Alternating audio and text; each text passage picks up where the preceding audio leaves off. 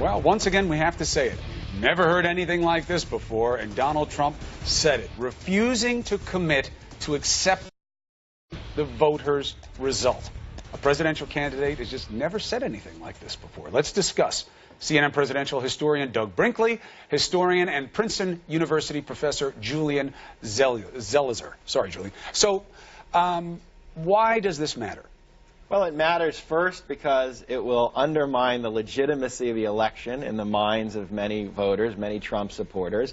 And second, more practically, there are fears on voting day that there will be intimidation and harassment of voters when they go to the ballot box. So on both fronts, these are not the kinds of arguments people are comfortable with from the mainstream nominee. Douglas, we've heard today from Trump's camp that they say there is a precedent for this. They say 2000 was a precedent for this, where one candidate refuses to accept the outcome and doesn't concede.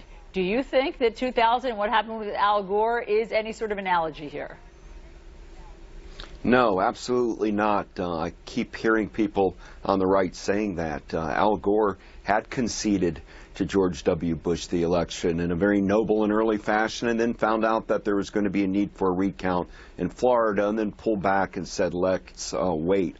What Donald Trump's doing is, before even a single vote is cast, casting aspersions on our entire free and fair elections. That's one of our great exports around the world. In fact, many Americans go and monitor other countries to show them how to do these elections. So what's played out last night all over the world is the feeling that America 2016 is running a bogus election. One of the two main candidates says it's all corrupt, it's all rotten, and I won't even accept the result if it happens. For a lot of us, we might say that's just the Donald, but for around the world, it looks like a breakdown of our democratic process. Douglas, can you imagine, give us some context, if a Democrat said in an election, you know, Assad is smarter than the current Republican president, and Putin is a better leader than the current Republican president. And you know what? All over the world, Iran, Syria, Putin, they mock how stupid our leadership is. Historically, what has happened when Democrats question American authority? How does the GOP usually take that? Oh, they'll lash them and hammer them into the ground, call them anti-American, call them in one generation communist or, terrorist collaborators. Pick your term. But what Donald Trump seems to love Putin and love Assad. He loves dictators. That's why he calls this election rigged. He in himself has a dictatorial personality. It's neo-fascist or outright fascism, and it keeps manifesting itself. He's a cult of one himself. He's a demagogue who wants to try to rally the masses, and he keeps, what we might see like he made a mistake last night. In Donald Trump's mind, I made no mistake at all. I gave you the right authoritarian answer.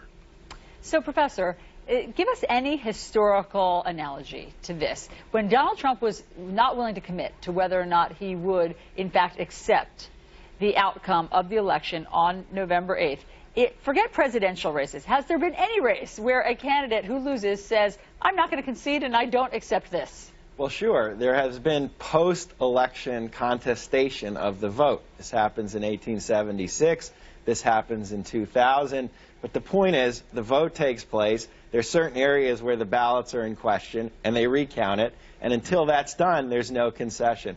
This is different. This is a month going in. This is the closing argument of Donald Trump, that whatever happens, if I don't win, this is not legitimate. So people ask me all the time, aren't there precedents? Isn't this like something that's happened?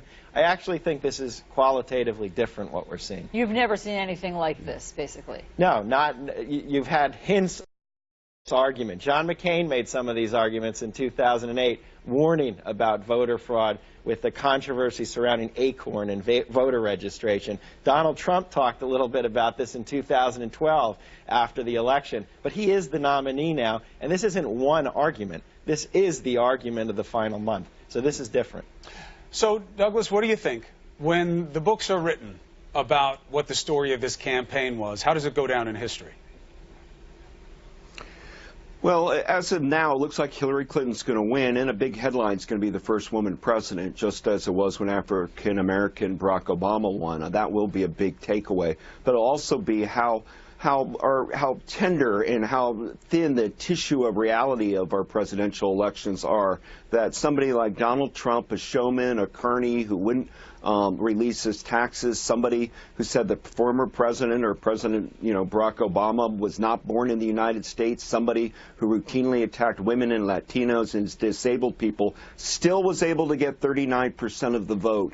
I think it'll be the astonishing fact that he not only got the GOP nomination, but that a solid third of the country was backing his very destructive InfoWars, Alex Jones-like conspiracy vision of our country and our neighbors. We only have a few seconds. Last word. Yeah, I think part of it isn't just Trump, but what was going on in the Republican Party, that there were this many supporters for arguments and a candidate that many see as not being in the mainstream of American politics. What's going on in the electorate? That's the question we have to wrestle with. Always tricky to ask professors of history what the story will be before the last chapter is actually written, but appreciate the foresight to you both. Thank you, guys.